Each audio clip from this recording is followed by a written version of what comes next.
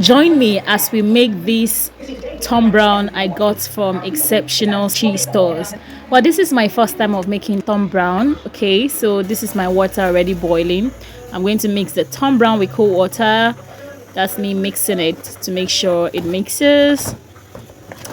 Yes, and then I put it into my boiling water, stir it so that it doesn't make lumps. Stir it and allow it to cook.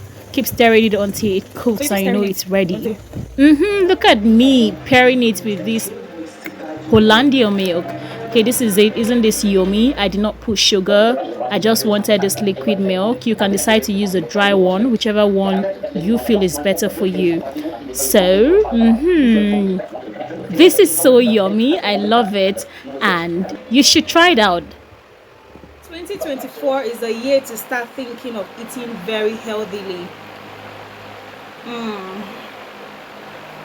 Healthy eating is very important. You don't need sugar. I did not put sugar. So get this healthy Tombrown. Give it to your children, your husband, to yourself. Healthy enjoyment. It's natural. Tombrown.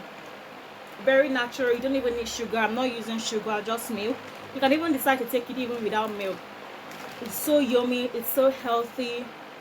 And it was made under a very good hygienic environment. Trust me, I recommend. I've never taken Tombrown before in my life. This is like my first time. I've been hearing it, but I've never taken it because I'm so lazy to go to the market, buy those grains and process it myself.